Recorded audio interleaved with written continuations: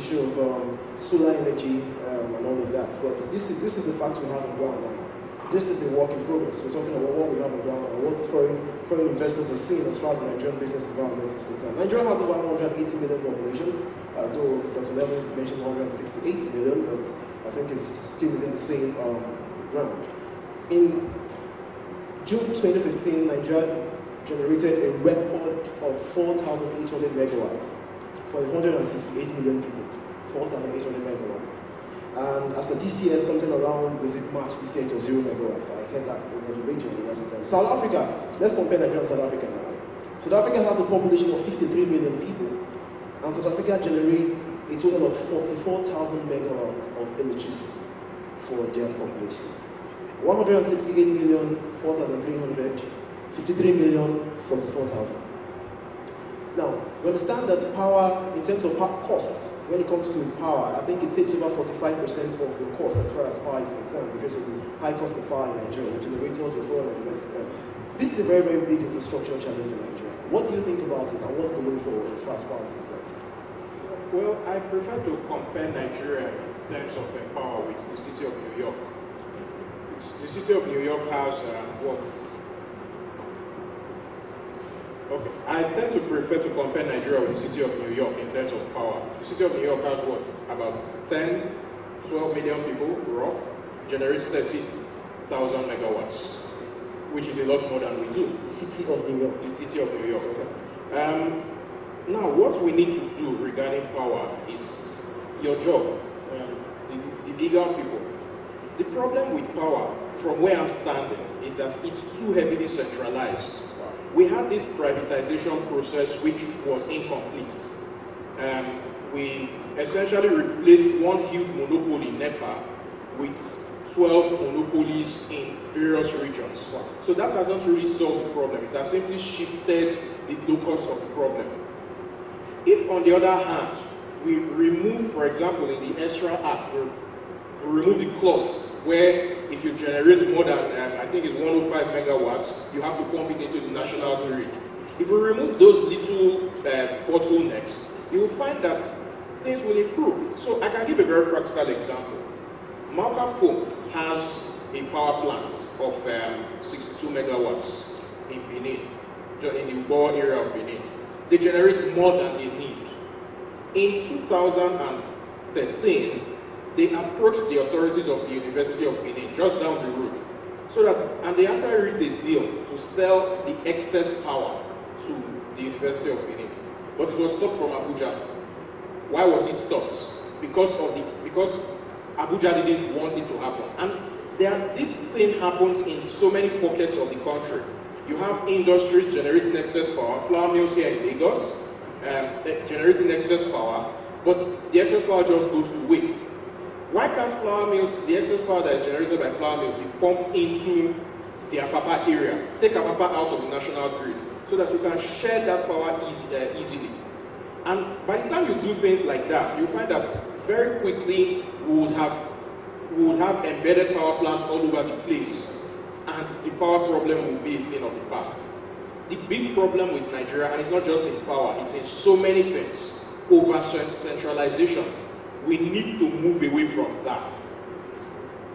Thank you very much. That was a very good insight. Mr. Rivera, he mentioned the issue of the laws. He said the lawyers should also look into the issue of our privatization and the rest of them. And that thing just drags my mind to our exclusive list as far as investment is concerned. We have our exclusive, our residual, our concurrent list as far as investment is concerned in Nigeria. And the issues of mining, now let me just diversify into just going something else. The issue of mining is exclusively the responsibility of the federal government of Nigeria because it's stated in our laws.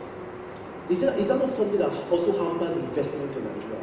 Do we have to look at our laws once again and review most of these, our acts and the rest of them, to ensure that there is a little bit of flexibility as far as the ease of investing in Nigeria is concerned? What's your take on that?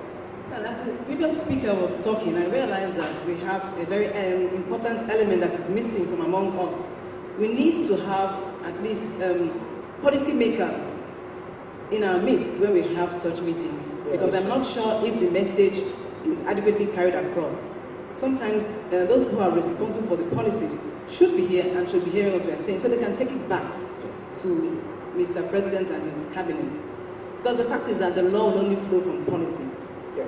And even when the law exists, if we don't have the executive will, then the law will either be misinterpreted to suit the purposes of those of the executive, or maybe not properly interpreted deliberately. For example, we talked about some of the monetary policies that seem to appear to derive their authenticity or legality from Section 20 of the CBN Act.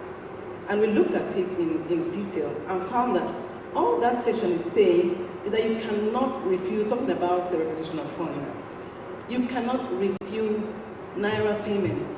It doesn't say that you cannot denominate your transactions in forex, because there is sanctity of contract in Nigeria. We are supposed to respect contracting parties' wishes. If the parties have decided that they want to denominate their transaction in dollars, we cannot have a policy that tells you retroactively that what you did was wrong. And again, it is trying to draw source from a law that doesn't say what they are saying. So it's all about interpreting the law. It's all about the policies. That's why I said we have, from the laws that we have available, they are relatively robust. Yeah, thank you very much. Maybe in some places, yes, inelegantly crafted. That is true. For the energy sector, it is a developing area. You know, we've been used to NEPA all these years. We are learning as we go along. So. Okay, before we take questions, I just want to, through general question, I'm sure this question will concern the lawyers here and Dr. Melvin. The issue of the certificates for capital importation. The NIPC decree of 1995, which is the Act of Parliament in 2014, if I'm not mistaken, said that any business that comes in can have the access to repatriate their funds 100% when they deem fit. But now the CBN is proposing a string of new amendments to that same law. I'm going to read a few of them here. The CBN Act says that funds cannot be repatriated when they want to be, because it is aimed at helping the economy. They also made some adjustments to it, that they want to prohibit exportation of foreign currency when and where necessary, and all of that. So now, foreign investors understand the CCI law and the act that has to do with repatriating the funds. And if CBN is proposing this new string of amendments to this same law that has been existing, would it deter foreign investors from coming to Nigeria? How does it help the subject matter of our discussion today, which is promoting foreign direct investment in Nigeria? It is for the lawyers and for Dr. Melvin. Okay, she starts.